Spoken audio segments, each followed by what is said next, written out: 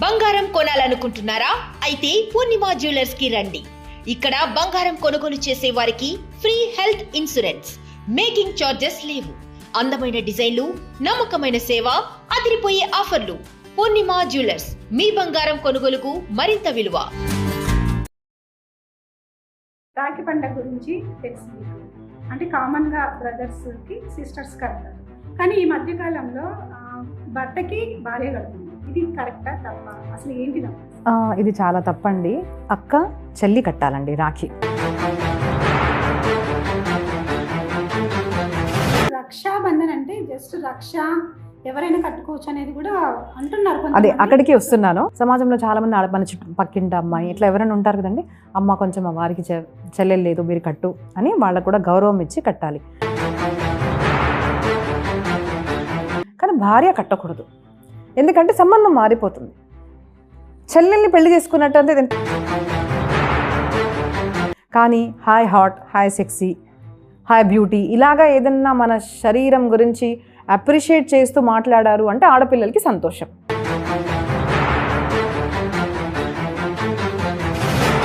నేను కొంచెం ఇంకా విప్పి చెప్పాను అనుకోండి, సిగ్గు వేయాలి మనిషికి.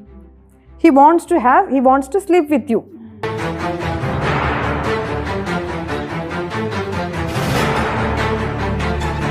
కామం అనుభవించడం స్త్రీతో తప్పు కాదు. చెప్పు తీసుకొని కొట్టాలి అంటే ఇప్పుడు చదువుకున్న వాళ్ళందరూ కూడా రాక్షసులు. అందరికీ నమస్తే అండి, welcome to Lalitha talks. So రోజు రోజుకి మనము ఆధ్యాత్మికంగా ఎన్నో విషయాలు తెలుసని అనుకుంటాం, కానీ మనకి ఇంకా తెలియనివి చాలా ఉన్నాయి. సో ప్రస్తుతానికి మనకి రాఖీ పండుగ అనేది వస్తుంది. రాఖీ పండుగ ప్రతి ఒక్కరు ఎంతో భక్తి శ్రద్ధలతో, అలాగే అన్నదమ్ములు మంచిగా ఉండాలనేసి సో రాఖీ కట్టుకుంటారు. ఇది కామన్ అన్నమాట. కానీ కొంతమంది భార్య భర్తకి రాఖీ కట్టడం కూడా మనం సోషల్ మీడియాలో చూస్తుంటాం. అంటే అక్క సిస్టర్స్ లేని వాళ్ళు అనమాట.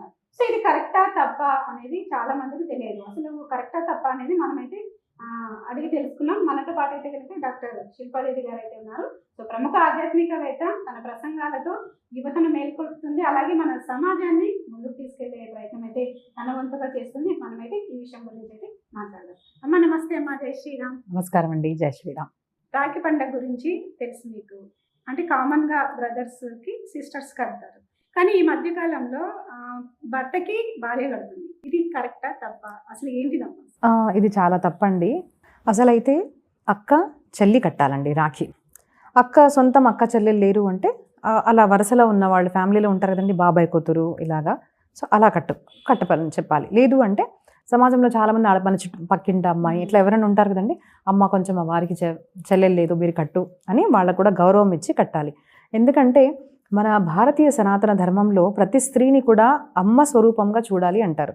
అంటే మనకన్నా చిన్న ఉన్నారనుకోండి చెల్లెమ్మ అంటాం. మనకు తెలియకున్నా కూడా చెల్లి అనే సంస్కారం మనకు భారతదేశం నేర్పింది, భారతీయ సంప్రదాయం. అలాగే పెద్దవాళ్ళు అనుకోండి అక్కయ్య గారు అంటాం మనము. చాలా పెద్దగా ఉన్నారు, లేదు అంటే చిన్న పిల్లల నుంచి ఎవరికన్నా అమ్మ అనొచ్చండి. దానికి ఏజ్తో సంబంధం లేదు. నేను యాక్చువల్లీ కొంతమంది ఇది అంటే చిన్నగా అనిపిస్తుంది, కానీ దాని యొక్క ప్రభావం చాలా ఉంటుంది. ఒకరేమో నేను ఎప్పుడు పెడతానండి మేడం అని పెడతారు. మేడం అనొద్దండి, అక్క, అమ్మ, దీది ఇలా అనండి అంటారు.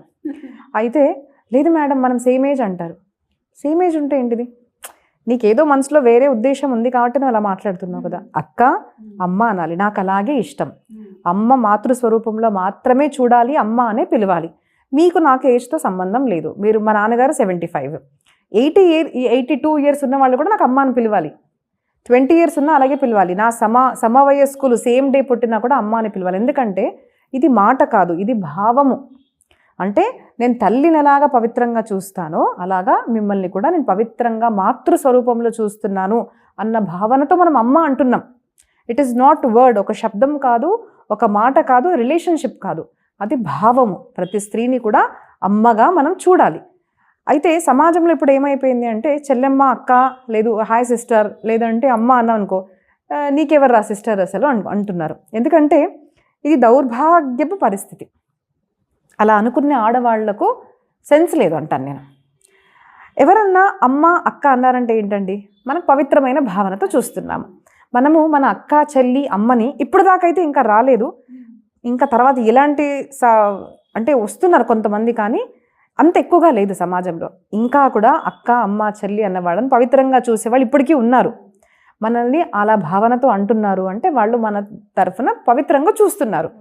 కానీ hi hot, hi sexy, hi beauty ఇలాగా ఏదన్నా మన శరీరం గురించి అప్రిషియేట్ చేస్తూ మాట్లాడారు అంటే ఆడపిల్లలకి సంతోషం. కానీ దానికి సటిల్గా ఒకటి ఉంటుందండి, ఆడవాళ్ళు ఆలోచించాలి. హాయ్ సెక్సీ అంటున్నారు అంటే వాళ్ళకి నీ పట్ల భావం ఏంటిది?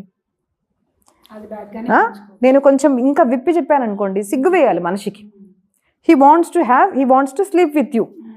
ఇంత అంటే నేను ఇలా చెప్పాల్సి వస్తుంది. ఎందుకు అంటే అంత ఆ ఆలోచన, ఆ మాట వచ్చిన తర్వాత చెప్పు తీసుకొని కొట్టాలి. నువ్వు హాట్ ఎలా అన్నావు, సెక్సీ ఎలా అన్నావు, బీ రెస్పెక్ట్ఫుల్ అని చెప్పగలగాలి.